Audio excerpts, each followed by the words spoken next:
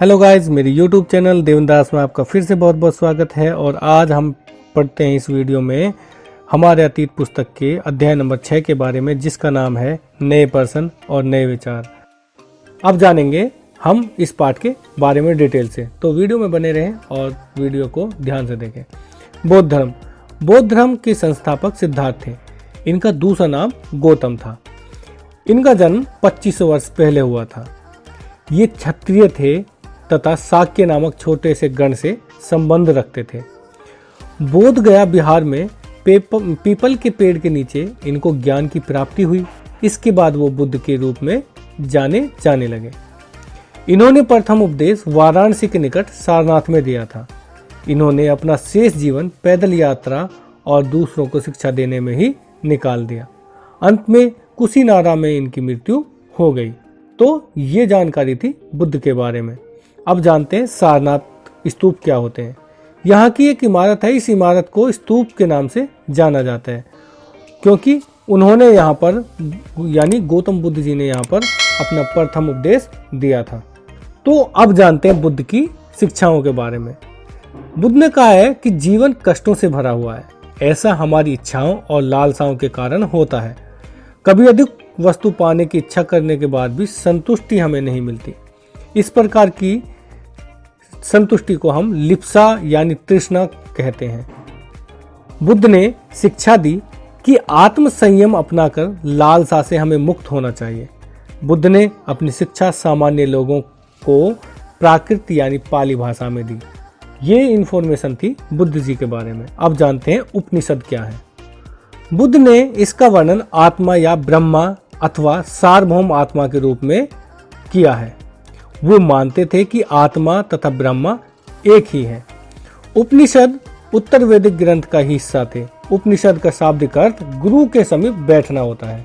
ये पॉइंट बहुत most important है कि उपनिषद किसे कहते हैं। उपनिषद का अर्थ क्या है, शाब्दिक अर्थ। तो उपनिषद उत्तर वैदिक ग्रंथ का ही हिस्सा थे और उपनिषद का शाब्दिक जो अर्थ है वो गुरु के समीप बैठना है। अब जानते हैं आगे। भारतीय दर्शन की 6 पद्धति होती थी जिन्हें षट दर्शन कहा जाता है। इनमें कौन कौन सी है ये जानते हैं। न्याय, सांख्य, योग, पूर्व मीमांसा, वेदांत मीमांसा, उत्तर मीमांसा। इसकी स्थापना क्रम से ऋषि कणाद, गौतम, कपिल, पतंजलि, जैमिनी और व्यास ने की थी। पाणिनि जो थे इन्होंने संस्कृत भाषा की व्याकरण की रचना की। 3000 साल पहले लघु सूत्रों के नियमों को भी इन्होंने लिखा। अब जानते हैं आगे जैन धर्म के बारे में। जैन जिन शब्द से निकला है जिसका अर्थ होता है विजेता। लगभग 2500 वर्ष पूर्व 24वें तथा अंतिम तीर्थकर हुए भगवान महावीर, उन्होंने अपने विचारों का प्रसार किया। ये वज्जी संघ के लिच्छवी कुल के एक क्षत्रिय राजकुमार थे। 30 वर्ष की आयु में इन्होंने गृह त्याग कर दिया। अहिंसा के नियमों का पालन करने को कहा। इनका कहना था कि सभी जीव जीना चाहते हैं। सभी के लिए जो जीवन है वो अति प्रिय है। इन्होंने अपनी शिक्षा प्राकृत भाषा में दी। मागधी जो है मगध में बोली जाने वाली प्राकृत भाषा को मागधी कहते हैं। अब जानते हैं जैन धर्म के नियमों के बारे में। जैन धर्म के कुछ नियम थे जिनमें भिक्षा मांगकर सादा जीवन बिताना, दूसरा ईमानदार होना, तीसरा चोरी न करना, चौथा ब्रह्मचर्य का पालन करना, पांचवा पुरुषों को वस्त्रों सहित सब कुछ त्याग देना। ये थे जैन धर्म के नियम। यहाँ पर एक छोटा सा पॉइंट है। मगध क्या था? मगध जो था वो मजबूत हथियार और औजार बनाने के उपयोगी था। वर्तमान में 1500 वर्ष पूर्व गुजरात में वल्लभी नामक स्थान पर जैन धर्म की शिक्षाएं लिखी गई थी। अब जानते हैं संघ के बारे में। ये गृह त्याग करने वालों का एक संगठन है। इसमें रहने वाले बौद्ध भिक्षुओं के लिए बनाए गए नियम विनय पिटक नामक ग्रंथ में मिलते हैं। विनय पिटक से पता चलता है कि संघ में पुरुषों और स्त्रियों के रहने की अलग अलग व्यवस्था थी। अब जानते हैं भिक्खु और भिक्खुनी के बारे में। भिक्खु और भिक्खुनी साधु तथा अधिकारियों के लिए इन प्राकृतिक शब्दों का प्रयोग होता था। विहार जो थे वो भिक्खु भिक्खुनियों ने स्वयं या उनके समर्थकों ने उनके लिए अधिक स्थायी शरण स्थल बनाए जिन्हें विहार कहा गया।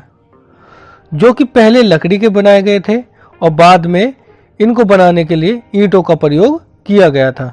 अब जानते हैं आश्रम व्यवस्था के बारे में। जैन तथा बौद्ध धर्म जिस समय लोकप्रिय हो रहे थे, लगभग उसी समय ब्राह्मणों ने अर्थव्यवस्था का विकास किया, आश्रम व्यवस्था का विकास किया। आश्रम लोगों द्वारा रहने तथा ध्यान रखने के लिए प्रयोग में आने वाले स्थान से नहीं है, बल्कि इसका तात्पर्य जीवन के एक चरण से है। ब्रह्मचर्य, गृहस्थ, वानप्रस्थ तथा संन्यास नामक 4 आश्रमों की व्यवस्था की गई थी। ब्रह्मचर्य में इसके अंतर्गत ब्राह्मण, क्षत्रिय तथा वेश्यों से सादा जीवन जीने की अपेक्षा की जाती है। गृहस्थ आश्रम में विवाह कर एक गृहस्थ के रूप में रहने की अपेक्षा की जाती है।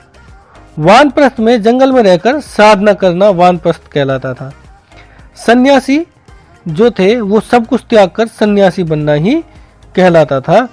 अब पढ़ते हैं जरथुस्त्र के बारे में। जरथुस्त्र ये ईरान का एक पैगंबर थे। उनकी शिक्षाओं का संकलन जैन अवेस्ता नामक ग्रंथ में मिलता है।